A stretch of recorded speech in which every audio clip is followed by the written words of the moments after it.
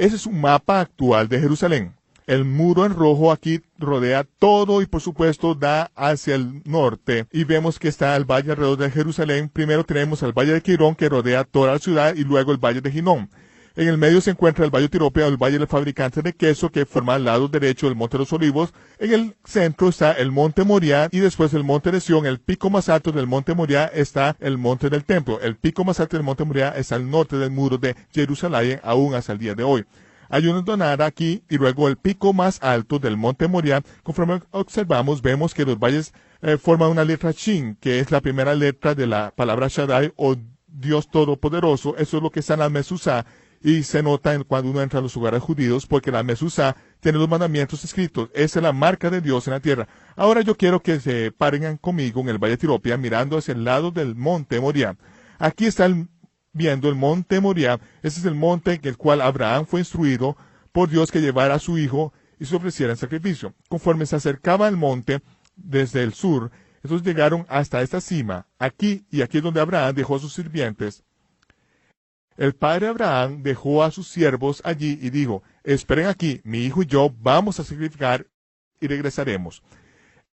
Entonces tomó la leña del sacrificio que los siervos cargaban y la puso sobre los hombros de su hijo Isaac, diciéndole, hijo, sígueme. Isaac paró y dijo, papá, tenemos la leña para el sacrificio. ¿Dónde está el cordero? ¿Dónde está el cordero? Y con la leña del sacrificio sobre los hombros del hijo, dijo, ¿dónde está el cordero? Abraham respondió, Dios mismo proveerá el cordero. Y dijo, sígueme. Subieron hacia la cima del monte Moriah, y ahí Abraham construyó un altar de piedra, y puso sobre el altar de la leña del sacrificio, luego ató su hijo, y lo aseguró sobre la leña. Tomó el cuchillo para cortarle el cuello, y el ángel del Señor apareció y dijo, Dios sabe que no le negaría la vida de tu único hijo. Proveyó un carnero que está enredado entre las ramas, arriba en la cima, y ese carnero atrapado entre las ramas fue sustituto en ese momento particular.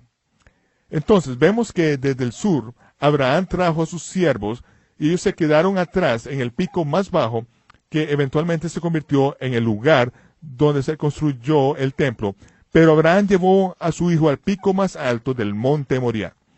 Esta geografía es de suma importancia porque muchos años después se construyó el muro para la ciudad de Jerusalén y la pared del lado norte de la ciudad hasta el día de hoy solo tiene 10 pies de altura. ¿Cómo se defiende un muro de 10 pies de alto? Se toma el resto de la montaña, que consiste en una excelente piedra para construir, con cincel se le da forma y se usa para construir. Entonces con lo que se termina es con un muro de 60 pies de altura, porque incluye el lado del monte Moriah. Esa es la manera en que está hasta el día de hoy. Se usan todas las rocas y se va formando un muro con la base en ese lugar. Ahora se conocen como las minas de Salomón, porque estas rocas se usaron para construir el templo y por supuesto el muro para la ciudad de Jerusalén. Refiriéndose a esta puerta, de aquí Josefo dijo que en una ocasión había 2000 judíos colgados en cruces a lo largo de este camino de piedra. No se crucificaban hombres sobre colina lejana, lo hacían justo al lado del camino, 2000 hombres colgando en las de las cruces. Se había acabado la madera y los tenían encadenados y esperando hasta una semana hasta que hubiera una cruz disponible, porque se necesitaba hasta una semana entera a veces para que las víctimas fueran sacrificadas a Mitra y para que murieran en la cruz ahí afuera. Esto llegó a ser conocido como el lugar de la calavera. Aquí afuera, al norte de los muros de la ciudad de Jerusalén, todas las ejecuciones se hacía a un lado del camino de piedra donde se podía caminar y mirar los ojos de su hermano, de su papá, del vecino colgado allí en una cruz. Jerusalén fue destruida en el año 70 de nuestra era, y cuando fue destruida, esta puerta aquí y todo el muro desapareció. El templo desapareció. Sulimán el Magnífico llegó muchos años después y reconstruyó el muro y construyó una puerta con una posición más alta por encima de los escombros del muro. Y en los 1800 ya se podía salir por esa puerta y entrar directamente a un camino de tierra, y todos estos escombros eran parte de la destrucción del templo. Pero ahora cuando uno sale por esa misma puerta hay que subir como 10 metros para llegar a la calle actual. Por ahí es donde pasa el tránsito, ahí es donde están construidos todos los edificios, y luego cuando se mira hacia abajo a la izquierda, se ve que hay solamente una puerta que ha sido excavada en Jerusalén. Es la puerta por la cual salió el Mesías cuando iba a ser crucificado. Se puede bajar ahí hoy en día, pararse sobre la piedra por donde caminó el Señor, y es el único lugar en Jerusalén que está a ese nivel. Todo lo demás está por encima de 10 metros de escombros. Es a lo largo de este muro que a finales de los 70 el señor Ron Wyatt, quien había sufrido una quemadura de sol buscando los restos de los carruajes en el Mar Rojo, regresó a la ciudad de Jerusalén y mientras caminaba por el lado de este muro con otro señor del Departamento de Antigüedades, dice que su brazo izquierdo se extendió y señaló hacia un montón de escombros a lo largo del muro que tenía hasta un gato muerto y dijo: esa es la cripta de Jeremías, ahí dentro está el arca del pacto. Tan pronto dijo esto, recobró el control de su mano. Después de decir tan sorprendente declaración, el señor que iba con él dijo: ¡qué maravilloso! Vamos a conseguirle permisos y un lugar para que se hospede, nos encargaremos de todo. ¿Cuándo puede empezar? Pero no tenía idea de por qué tendría que estar allí. Tenía que regresar a su trabajo, entonces 6 meses después de estar estudiando se dio cuenta de que sí podía estar allí y empezó las excavaciones. Entonces vemos que en el siguiente cuadro que después de 3 años y medio de excavaciones, literalmente encontró los huecos de las cruces y los sitios de ejecución allí. He sostenido en mi mano numerosos clavos de 9 pulgadas que fueron extraídos de esta área en particular. Ahora podemos llevarla a la gente a través de video, mostrarles el sitio de la cruz, mostrarles la grieta del terremoto, con Ron Wyatt tomando una muestra de una sustancia deshidratada que se encuentra en esa grieta y luego mostrándola a ustedes con una magnificación de 50,000 veces, y esa sangre, al agregarle agua, todavía está viva, con los somátidos aún moviéndose después de 2000 años. Ustedes van a ver esa noche algunas cosas que no podían imaginar antes, porque esto es el cumplimiento de las fiestas del Señor. Y ahora vamos a discutir el problema del agua que ha estado sucediendo en la tierra de Israel. El año que pasó, comenzando con la primavera, no ha llovido. Medio año después caminábamos por la orilla del mar de Galilea, por la playa, mirábamos hacia arriba sobre nuestras cabezas a 5 metros de altura, la línea de donde pasaban los botes el año anterior. Esa es la primera agua de tomar. No hay agua en la tierra de Israel para tomar. Sin embargo, mientras continúa toda esa sequía, vemos que arriba en el monte del templo hay 4 cisternas. Estas 4 cisternas que fueron cavadas en la roca sólida, y en un tiempo se hizo llegar el agua hasta ellas de modo que hubiera agua para el servicio del templo. Pero este año, cuando todo se está muriendo de sed, encima de esta piedra sólida hay mucha agua que está entrando en abundancia dentro de estas 4 cisternas sólidas que viene quién sabe de dónde. Nadie lo podía explicar. Les da pánico a los árabes porque pensaban que algo estaba pasando, que estaba socavando las bases del domo de la roca, y entonces empezaron a sacar el agua día tras día, todas las mañanas después de la hora de oración. Los musulmanes iban y ponían unos aparatos y empezaban a bombear agua de esas cisternas. Luego, también levantaron las coberturas de piedras de allí, y lo que pasó es que ese día dejaron al descubierto la pared sur de la base del templo de Salomón. Ya sabíamos dónde estaba la base de la parte norte. Ahora, al estar expuesta la base de la parte sur, entonces ya sabíamos que debajo del domo de los espíritus, que vemos aquí en el fondo, debajo de este domo de los espíritus, acerca del cual los árabes son muy quisquillosos, existe una enorme piedra debajo de eso, y los árabes no quieren que nadie ni siquiera se pare sobre esta roca. Sin embargo, nosotros ahora sabemos que esta gran piedra es parte del sistema hidráulico de elevadores de arena, y es parte del elevador que Salomón construyó dentro del templo para esconder el arca del pacto, en caso de que sitiaran la ciudad de Jerusalén. Ahora, sí podemos mostrar algunas cosas relacionadas con la construcción del templo de Salomón y la escondite del arca del pacto, acerca de las cuales no teníamos ni idea hace un año de que pudieran entenderse algún día. Y ahora vamos a entrar al monte del templo. Dentro del templo de Salomón les vamos a mostrar cómo fue construido, y vamos a ver estas cosas que están pasando en este último año, en el 6º milenio del hombre. El domo de los espíritus se sienta sobre esa antigua piedra enorme que está en el medio del lugar santísimo. Los árabes, cuando empezaron a tener gran miedo, empezaron a desprender algunas de las piedras de la superficie, que está justamente por debajo de esta línea roja, y allí es donde había instalado hace varios años una cañería que podía estar goteando, y quizás era de donde venía el agua. Entonces, cuando levantaron esas piedras, empezaron a excavar y quedó expuesta la base del templo de Salomón en ese borde. Yo ya lo sabía, no porque lo hubiera visto primero, sino porque había recibido una llamada de uno de los 7 fundadores originales del Instituto de los Tesoros del Templo. Él me había llamado hace un año cuando estuve en Israel y quería hablar conmigo acerca del arca del pacto, porque sabía que yo sabía algo del arca del pacto. Me hizo la invitación tarde en la noche para que me reuniera con él en su casa tarde en la noche allí en Tecoa. Yo soy muy cauteloso acerca de con quién hablo sobre el arca del pacto cuando estoy en Israel, porque algunas personas han muerto por eso. Y también sabemos que hay bastantes burladores en el mundo que se burlan de todos los descubrimientos del señor Ron Wyatt. Entonces yo estaba muy dudoso en ese tiempo, pero ahora sabía que era el momento para reunirme con él. Y entonces casi a medianoche fui a su casa, llevé a alguien conmigo que estaba preparado para esto. En su casa empezó a descubrir lo que había sucedido el año anterior, de cómo el agua estaba apareciendo en las cisternas y los árabes que estaban en pánico el descubrimiento de los cimientos de la parte sur del templo, y dijo que ahora sí sabemos que esa piedra enorme que está debajo del domo de los espíritus, que los árabes guardan muy celosamente, está en medio del lugar santísimo, en el templo de Salomón. También dijo que si alguien entra allí, los árabes se preocupan mucho y no permiten que nadie entre ahí. De hecho, tienen creencias de gente que ha entrado y ha muerto, según dicen sus leyendas. Entonces yo me levanté muy temprano la mañana siguiente y fui a ese lugar. Me paré en medio de esa gran piedra. A la izquierda hay varios edificios allí y de inmediato salió un árabe y empezó a gritarme: ¡Salga de ahí! ¡Salga de ahí! Yo me paré ahí y dije: ¿Quién, yo? Mirándome alrededor, haciéndome el inocente como si no supiera qué estaba pasando. Y corrió, dio la vuelta por el sur, y me hizo señales de que saliera. Y yo dije: ¿por qué? ¿Qué es esto? ¡Salga, salga! Y él no me quería hablar, yo tenía que salir. Entonces salí y le dije: ¿qué es esto? Y él dijo: usted puede leer acerca de ello. Le respondí: ¿dónde?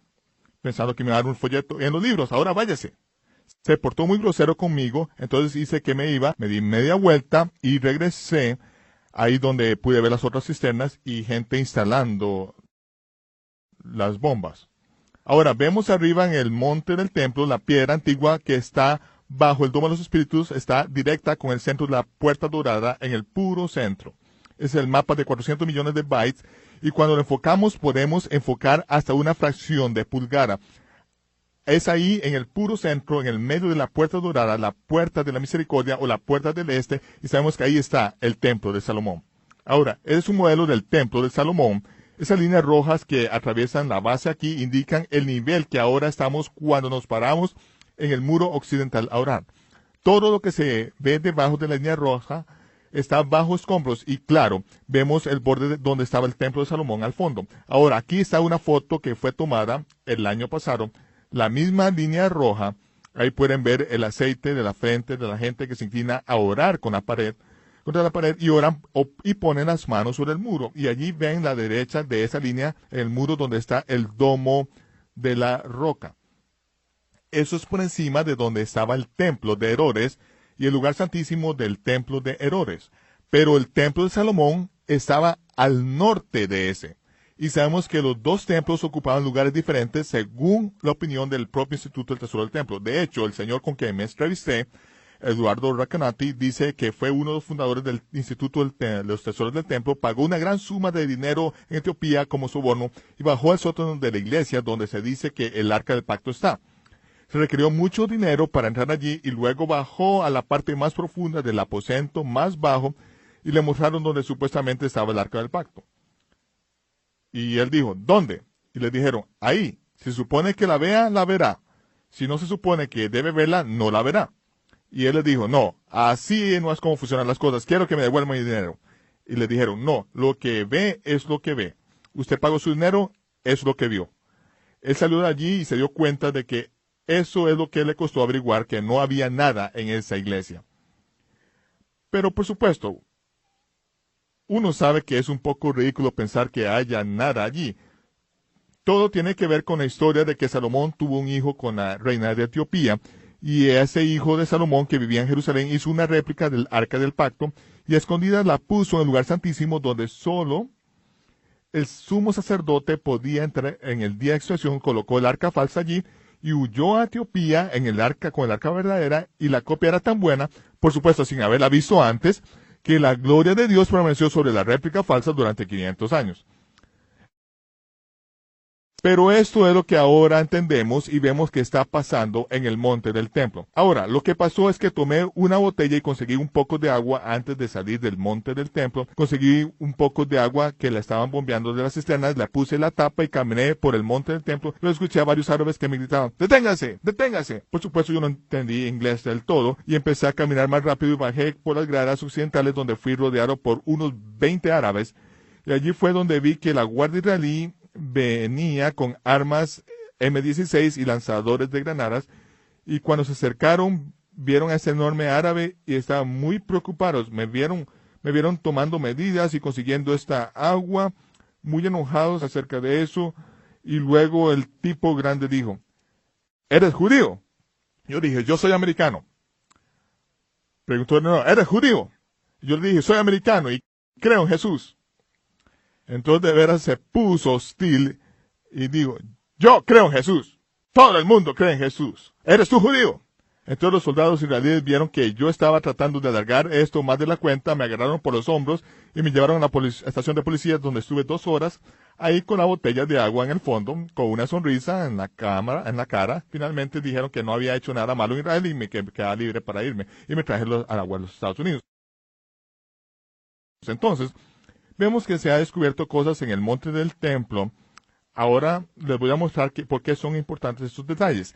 Tienen que ver con el arca del pacto. Así es como se ve el arca del pacto. Primeramente, el arca es una caja. Está hecha con madera de la casa cubierta por dentro y por fuera con oro. En las 4 esquinas hay 4 anillos. Y en estas argollas hay 2 barras que se meten en esas argollas por medio de las cuales se transporta el arca por medio de 4 sacerdotes levitas. Dentro del arca están las tablas de piedra y cuando el arca fue puesta en el templo de Salomón, eso es todo lo que contenía. El pacto, es decir, los 10 mandamientos, el pacto eterno de Dios con su pueblo. Encima del arca está el propiciatorio, o una tapa para el arca. Ustedes han visto un par de ilustraciones diferentes en Estados Unidos. Hay docenas diferentes de modelos en Israel. Pero ahora que el arca fue encontrada, cuando sea revelada les podemos mostrar cómo era. Primero que nada, la tapa, o el propiciatorio, calza perfectamente sobre el arca. Y los ángeles, en lugar de estar arrodillados por encima del arca, están de pie, con la tapa o el propiciatorio literalmente adherida a ellos. Y ustedes ven que cuando están de pie, literalmente son el apoyo, de modo que el propiciatorio nunca tocaría el suelo. Robert Benbow, judío británico, fabricante y descendiente de fabricantes de armas. Benbow, o hijo de Bow, quien tiene la espada de Salomón. La espada de Salomón fue fabricada por sefarditas o judíos españoles y en el mango muestra el arca del pacto con los ángeles de pie a cada extremo del arca del pacto con sus alas traseras extendidas sobre la parte del atrás del arca, unidas una con la otra, lo que literalmente forma, como pueden ver, el respaldar del trono de Dios. Sus alas forman como el respaldar del trono. Es literalmente el trono de Dios sobre la tierra. Cuando Dios le dijo a Moisés que le hiciera exactamente como yo le digo que la haga, entonces dijo, si lo haces así, me voy a reunir contigo cara a cara sobre el propiciatorio y hablaré contigo allí. Entonces Moisés se situaba delante del arca del pacto, la gloria de Dios caía sobre el arca del pacto y ahí entraba en comunión con Dios. Era delante del arca del pacto que cada año el sumo sacerdote en el día de expiación se presentaba delante del arca, llevando un recipiente con brasas lleno de incienso, tomado del altar del incienso, y el humo subía y completamente cubría el propiciatorio, de modo que el sumo sacerdote no fuera cegado o matado. Entonces, la nube del incienso cubría el propiciatorio, y el sumo sacerdote se presentaba delante del arca del pacto, luego rociaba la sangre en el lado derecho o el extremo oriental del arca del pacto, siempre sobre el extremo oriental del arca del pacto. Durante miles de años, siempre sobre el lado este, nunca en el extremo oeste. ¿Por qué? Nadie podía responder eso, pero cuando el sumo sacerdote se presentaba frente al arca del pacto, no le desobedecía a Dios. Tenía que seguir sus instrucciones al pie de la letra, porque era una práctica, un oráculo viviente que el sumo sacerdote se le había mandado que ejecutara, y se hacía solo un día, en el día más solemne, el del año Yom Kippur, en el cual, aún hasta el día de hoy, nunca comemos, no bebemos, no nos lavamos los dientes, ni siquiera nos enjuagamos la boca en ese día. Durante 24 horas simplemente ayunamos y afligimos nuestras almas ante el Señor. Es una fiesta que tendrá un cumplimiento futuro. Ahora, quiero llevarlos al templo de Salomón, porque fue Salomón quien lo construyó para que habitara el arca de Dios. El arca descansaba en ese lugar. El domo de los espíritus está justo sobre la piedra donde está el lugar santísimo. Ahora quiero llevarlos allí para que vean esto. Esta es una vista desde arriba conforme se mira hacia la base. Ustedes verán las piedras sobre la cual está el domo de los espíritus. No está adherida a ella. Ustedes ven los pilares, las columnas allí, y quiero que vean una representación de... ¿Pueden ver el domo de los espíritus? Voy a quitar el domo y ven las 8 columnas. Quito las columnas y ven las piedras de la base. Quito la base y ahí tienen una piedra cuadrada, con 4 guías que la aseguran en su lugar. Eso es lo que estaba en el templo de Salomón, justo en el centro, en el lugar santísimo. Y esta es su posición en relación con las piedras de la base que se han encontrado en el monte del templo. Ahora, para entender esto, vamos a las Escrituras. Eso fue antes de que empezara la construcción del templo de Salomón. Dice que Salomón formó una alianza con Faraón, rey de Egipto. La palabra alianza en hebreo indica un acuerdo secreto que tiene que quedarse entre familia. Por eso es que se requería que hubiera un matrimonio para mantenerlo como parte de los secretos de familia. Por eso es que Salomón tomó la hija de Faraón y la trajo a la ciudad de David, hasta que él terminara de construir su propia casa y la casa del Señor. Cada vez que se menciona su matrimonio con la hija de Faraón, habla de él con respecto a la construcción del templo. Eso es una clave muy importante porque esta alianza que hizo con Faraón, rey de Egipto, se debió a que la única maquinaria conocida en ese tiempo era la palanca. Y los egipcios eran expertos en construir usando la palanca y la tecnología del sistema hidráulico de arena. Por eso fue que Faraón hizo un trato con Salomón y Salomón se casó con los secretos de familia de la casa de Egipto. El tabernáculo en el desierto medía 30 codos por 10 codos y el lugar santísimo medía 10 codos por 10 codos, mientras que el templo medía 60 codos por 20 codos. Salomón lo hizo mucho más grande, 4 veces más grande que el tabernáculo del desierto. ¿Por qué? Debido a lo que estaba construyendo. Estaba construyendo una máquina para esconder el arca del pacto. El rey Salomón mandó a buscar a Irán de Tiro, un experto para trabajar el bronce lleno de sabiduría y entendimiento. Irán de Tiro es la persona que los masones llaman Irán Aviv. Y en sus enseñanzas dicen que Irán Aviv fue el primer masón. Fue quien construyó el templo de Salomón y entendía sus secretos. Es por eso que cuando uno entra en un templo masónico, nota que el cielo raso es negro con estrellas pintadas, indicando que hacían el trabajo de noche y todo el trabajo era secreto. Esa noche ustedes van a ver y entender cosas que ningún masón de 33 niveles se puede imaginar.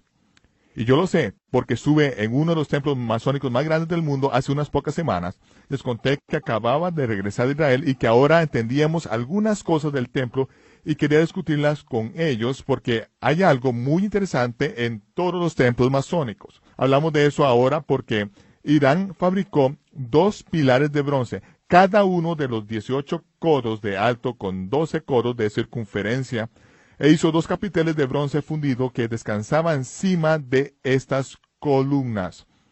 Esos pilares son tan anchos que si tuviéramos 5 personas en un círculo tomados de la mano, apenas les darían vuelta. La altura era de 31 pies y encima de eso iban los capiteles de bronce que se hicieron para ella. Los capiteles eran de 5 codos de altura. 5 codos de altura, muy importante. Y las escrituras dedican como 4 capítulos para hablar de estas columnas y esos capiteles en diferentes partes de la Biblia. Aquí están estos pilares. Las columnas miden 30.93 pies de altura, el equivalente de un poste y medio de teléfono, 6 pies y medio de diámetro y 5 pulgadas o una palma de espesor. Eran huecas, hechas de bronce que fundió Irán de Tiro. Los capiteles miden 8.6 pies de altura hechos de bronce sólido con 6,5 pies de diámetro, cientos de toneladas, que tienen que colocarse encima de una columna hueca de alto de 1,5 poste de teléfono frente al templo. Esto es muy importante. Salomón colocó las columnas. A la columna derecha la llamó Jaquín, que en hebreo significa fuerza. Colocó la columna izquierda y la llamó Boaz, que significa base o calza. Salomón describe las dos partes de una palanca, la fuerza y la calza, sobre la cual se oscila la palanca de entre esas dos columnas. En cualquier templo masónico del mundo que uno visite, me han dicho que hay dos columnas que reposan a cada lado del estrado y tiene una V y una J que representan estas dos columnas. Cuando estuve en Oklahoma, después de estar hablando con los masones por más de media hora, me llevaron a otro cuarto más privado y me dijeron que todo ese asunto de Irán de Tiro y la construcción del templo es más bien un ideal filosófico. Dijeron, no tenemos ni idea de lo que usted está hablando. No tenemos idea de cómo funcionan estas cosas. Porque yo empecé a describirles cómo esas máquinas son como sistemas de palancas que funcionan en el templo. Entonces tuvieron que admitir que no sabían nada de eso y me enviaron a sus oficinas centrales y allí me permitieron revisar sus libros. Y allí fue donde encontré una representación de algunas de esas columnas. Ahora, ustedes van a entender el resto de la historia. Estas columnas están afuera, delante del templo y no sostienen nada. Aquí las vemos en relación con el resto de los artículos del mobiliario. Como vemos, el arca del pacto aún no está dentro. Y lo estoy mostrando en esa diapositiva en particular. Dicen las escrituras que en el momento en que el templo fue dedicado, trajeron el arca del pacto del Señor a ese lugar y sacaron las barras de modo que sus extremos se veían fuera del lugar santo ante el oráculo, pero no se veían por fuera. ¿Qué quiere decir que veían por fuera y no se veían por fuera? Cuando el arca se acomodaba en un lugar y se le añaden las barras de modo que apenas tocan el velo, entonces si se sacan deslizándolas hacia un extremo, literalmente empujarían el velo hacia afuera de modo que uno está en el lugar santo. Entonces, se puede ver que las barras están abultando el velo hacia afuera, de modo que pueden ver que las barras están levantando el velo, pero en realidad no se están cubiertas por el velo.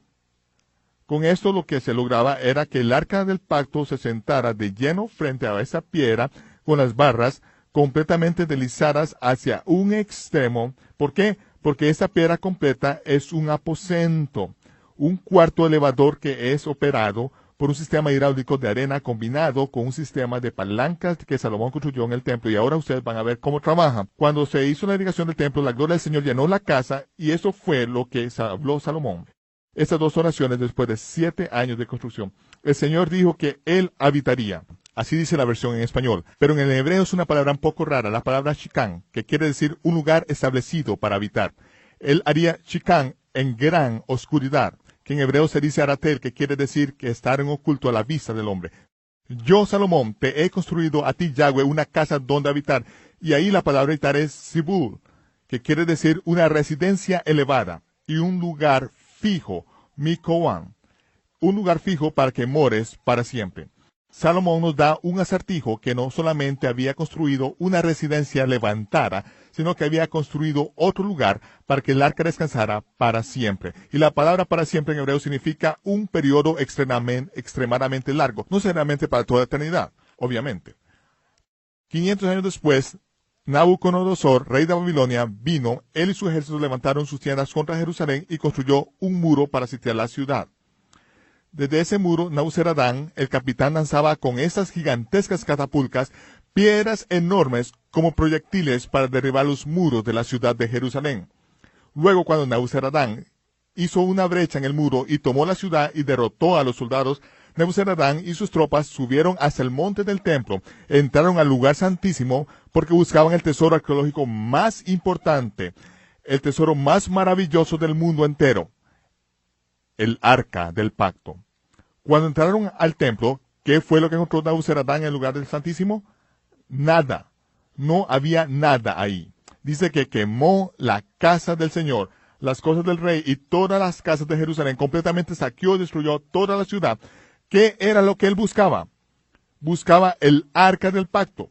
pero no pudo encontrarla. ¿Qué fue lo que encontró? Dice que se llevaron los calderos, las paletas, las despabiladeras, los cucharones, las bandejas, todos los utensilios de bronce se los llevaron los caldeos. Y los 2 pilares que Salomón hizo para la casa del Señor de 18 codos de alto, el capital de bronce que estaba encima, la altura del capital de bronce era de 3 codos. Espere un momento. Yo creo que ese capital sentado sobre esas columnas de 31 pies de altura tenía 5 codos. ¿Qué pasó con las 41.25 pulgadas de bronce sólido que pesaban varias toneladas y que estaban encima de columnas de 31 pies? Cuando entró en el templo, lo único que había era bronce. ¿Dónde estaba la mesa del pan de la propiciación? ¿Dónde estaba el candelero de oro? ¿Dónde estaba el altar dorado del incienso? ¿Y dónde estaba el arca dorada del pacto? No estaba ahí. Todo lo que se llevaron para Babilonia fue cuidadosamente detallado. Y esa Belsasar tenía una fiesta y estaba bebiendo con los vasos del templo, ¿verdad? Sin embargo, 7 años más tarde, cuando regresaron, trajeron todo. Ni una cosa se quedó en Babilonia. ¿Qué fue lo que nunca salió y nunca regresó? El arca del pacto. Recordemos la cantidad de bronce que faltaba. ¿Qué pasó con las 41.25 pulgadas de bronce? Miren lo que pasó. Están mirando la columna, y este capitel, conforme se va hundiendo dentro de esta columna hueca, viaja 41.23 pulgadas a la vez que activa el sistema de palanca que está debajo del templo para esconder el arca del pacto. Se empieza con 5 codos y se termina con 3 codos. Cuando Nabuzaradán entra, ya mide 3 codos. Vean cómo funciona esto. Ese es el templo, así es como se ve desde lo alto, así es como se vería desde un lado. Al lado, en la parte derecha, se ve la columna y se ve el capitel. El capitel es la fuerza que se aplica sobre el extremo de la palanca. Pero esto es un sistema de palanca en reverso. Normalmente usamos la palanca para ayudar a levantar algo muy pesado en un extremo y ponemos una base muy cerca del objeto pesado. Y con una palanca larga, levantamos el extremo de esa palanca larga a una gran distancia para levantar un objeto muy pesado, solo una corta distancia. Por eso que es un sistema de palanca en reverso, por medio del cual tenemos un objeto extremadamente pesado, una fuerza increíble por un lado que solo va a mover 2 codos, 41.25 pulgadas, pero podemos medir exactamente qué distancia hay desde el medio de la columna hasta el medio de la piedra. Y sabemos que con una barra de 68 codos, si usamos una de 3.14 de largo total de la barra, podemos levantar un elevador en el otro lado hasta 8 pies de altura para subir el elevador para que el arca del pacto y la minora más alta calcen perfectamente. Vemos que las piedras claves del lugar santísimo son en realidad marcas para las cuales se requieren que 4 sacerdotes simultáneamente entren y se paren sobre esas 4 cerraduras de piedra, activando así el sistema de elevador. Ahora, si no tuviéramos un descargador, el peso de los capiteles que bajan inmediatamente les harían todo el elevador fuera del techo del lugar santísimo, lo cual habría sido muy malo como punto culminante en medio de la invasión de Nabuzaradán. Pero ya eso estaba pensado y resuelto, y entonces prepararon un sistema de descarga frente al elevador que desprende arena a una velocidad regulada que permite activar el pistón para que suba, y cuando el pistón sube, todo el cuarto del elevador se eleva hasta que queda en su lugar. Ahora, dice en 2 Macabeos capítulo 2, en el verso 2, que Jeremías y varios de los sacerdotes fieles siendo advertidos por el Señor en medio de una visión. Ahora, ¿por qué estoy citando Macabeos? No se espera que Macabeos sea parte de las Escrituras, aunque fue parte original del rey Jacobo en 1611, pero fue eliminado muchos años después. No pretendo que sea parte de las Escrituras, pero cita un pergamino antiguo escrito por Baruch, el escriba de Jeremías, que indica que Jeremías y los sacerdotes, cuando Nabuzaradán sitió la ciudad, él recibió la visión para que supieran cómo esconder el arca del pacto. Porque habían pasado 500 años desde que había sido construida y nadie sabía cómo accionar el sistema.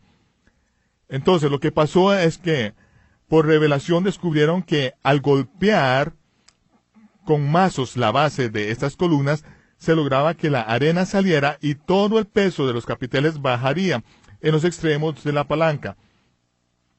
Luego entrarían en el lugar santísimo y después de cubrir el arca, se pararían sobre las 4 piedras de cerradura desconectando el sistema, de modo que todo el sistema de elevadores pudiera ahora continuar con su ascenso. Desde un lado vemos que ahora el peso del capitel obliga a que baje el elevador.